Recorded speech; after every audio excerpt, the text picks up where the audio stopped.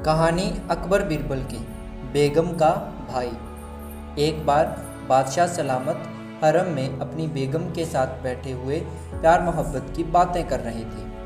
इतने में ही एक कनीज ने आकर बादशाह को झुककर सलाम किया और निहायत अदब के साथ फरमाया, अली जहां, आपके साले साहब तशरीफ़ लाए हुए हैं। बादशाह ने कनीज से कहा, यहीं पर भेज दो। फिर बेगम की तरफ मुखातिब होकर बोले, बेगम, तुमने सुना है सारी खुदाई एक तरफ, जोरू का भाई एक तरफ। बेगम भला कब चुप रहने वाली थी, बोली, जहाँ पना आप भूल रहे हैं, आपने दूसरा फिक्रा गलत इस्तेमाल किया है। बादशाह ने कहा, अच्छा तो अब सही सुना दीजिए। तब बेगम ने जवाब दिया, सारी खुदाई एक तरफ और दूल्हे का भाई एक तरफ। बादशाह बेगम की बात सुनकर हंसे। इतने में ही उनका साला अंदर आ गया और सलाम करके एक तरफ खड़ा हो गया। तब बादशाह ने कहा, साले साहब तशरीफ़ रखिए। साले साहब सामने की कोच पर बैठ गए। तब बादशाह ने पूछा, कहिए कैसे तकलीफ़ की, क्या बेगम को ले जाने आए हैं? साले साहब ने जवाब दिया, अली जहां, मैं ले जाने नहीं आया, एक अर्ज करने आया हूँ।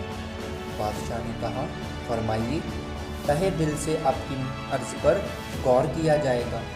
यह सुनकर साले साहब ने अंदर ही अंदर खुश होकर कहा, एक मर्तबा हुजूर ने फरमाया था कि अगर बीरबल की काबिलियत का कोई मुसलमान मिल जाए तो हम बीरबल की जगह उसे दे सकते हैं। बादशाह ने कहा, बेशक। साले साहब ने जवाब दिया, जहाँ पना मेरी परीक्षा ले ली जाए और अगर मैं परीक्षा में ठीक साबित हो गया तो मेरा चुनाव उस जगह पर कर दिया जाए। बादशाह ने अपने साले की बात सुनकर एक बार तो हंसे, फिर बेगम की तरफ देखते हुए बोले, साले साहब अगर आप परीक्षा में खरे उतरे तो यकीन मानिए हम आपको वजीर बना देंगे। उसी समय बादशाह ने अपनी कनीज को कोयले की डली ले आने के कहा। वह कनीज कोयले की डली को एक निहायत खूबसूरत रकाबी में रखकर बादशाह के सामने हाजिर हो गई। तब बादशाह उस कोयले की डली को अपने साले साहब को देते हुए बोले, साले साहब अगर आप 3 दिन के अंदर अंदर इस कोयले को 10,000 रुपये में बेच आओगे तो हम आपको बीरबल से होशियार समझेंगे, यही आपकी परीक्षा होगी। बादशाह की बात सुनकर साले साहब के पांव से जमीन खिसकने लगी। वह बेहद अफसोस के मारे घर आ पड़े और मन ही मन कहने लगे, या अल्लाह, इस कोयले का तो कोई एक पैसा भी ना दे, भला यह 10,000 रुपये में कैसे बिक सकता है? मैं इस परीक्षा को कैसे पूरा करूं? बादशाह ने बीरबल को अपने से जुदा न करने के लिए मुझ पर भारी जुल्म किया है। या खुदा, मैं वज़ीर आज़म नहीं बन सकता। बीरबल तो इस कोयले के 10,000 रुपये भी नहीं ला सकता। क्यों न मैं बादशाह से एक बात को कहूँ। इस प्रकार सोच विचार करते हुए तीसरे दिन बादशाह के सामने रोनी सी सूरत में बोले, हुजूर गुस्ताखी माफ़, इस कोयले के 10,000 रुपये कोई नहीं दे सकता, यह तो एक पैसे का भी नहीं। तब बादशाह ने हंसते हुए कहा, घबराने की कोई बात नहीं, आप दरबार में तशरीफ़ लाइए। अतः साले साहब दरबार में पहुँचे। सभी दरबारी उनको निहायत सुस्त देखकर उनकी सुस्ती का सबब पूछने लगे। साले साहब ने अपना सिर चकराने का बहाना किया। इसी समय बादशाह दरबार में तशरीफ़ लाए। दरबार के जरूरी मामलातों से खाली होकर बादशाह ने अपने साले साहब की तरफ देखा। तब इशारा समझकर साले साहब ने दरबार में एक विशेष दरबारी को वह कोयले की डली देकर बादशाह के सामने पेश करने को कहा।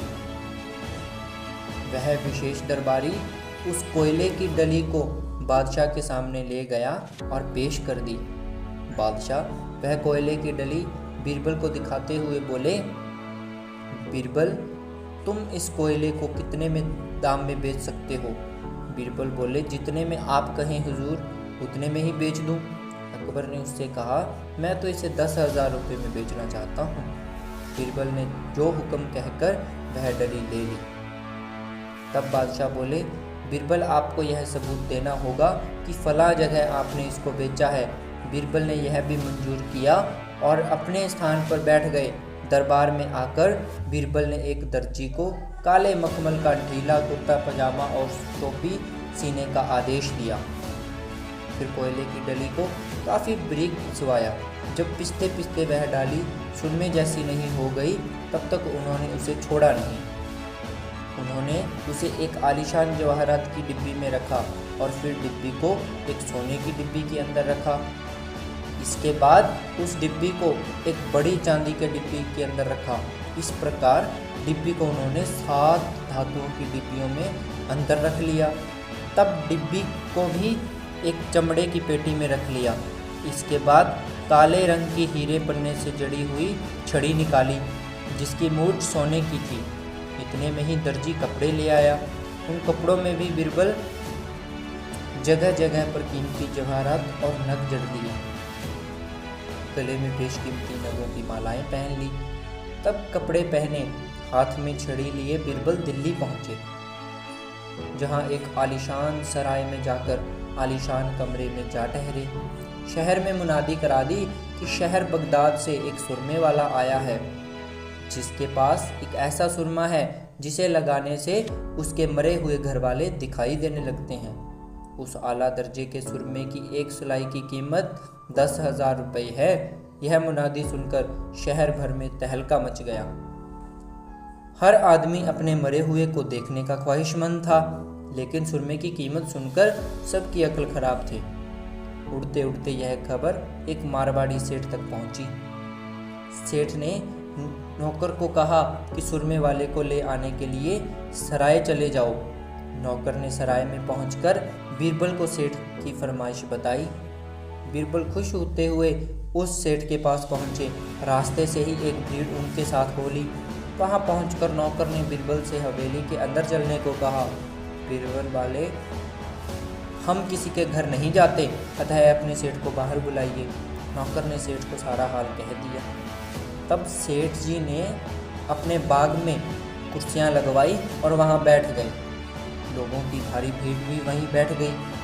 तब बीरबल ने अपने चमड़े की पेटी खोली, फिर डिब्बी में से डिब्बी निकालने लगे। फिर वह 7वीं जवाहरात की डिब्बी निकाली। सेठ जी सब लोग बीरबल की कीमती लिबास, मालाएं और नग देखकर प्रभावित हो गए। तब बीरबल ने सेठ जी से कहा, 10,000 रुपये लाइए और देखिए अपने मरे हुए बुजुर्गों को। सेठ जी ने 10,000 रुपये की मोहरें मंगवाकर बीरबल को दे दी, जिन्हें बीरबल ने संभाल कर रख लिया। फिर एक सिप्पी की बनी सलाई निकाली और सुरमे से लपेटकर सेठ की आंखों के पास लाकर बोले, सेठ जी, इस सुरमे की एक और तारीफ यह है कि इससे उसी आदमी को अपने बुजुर्ग दिखाई देते हैं जो अपने माँ बाप से पैदा हो, दोगले से नहीं।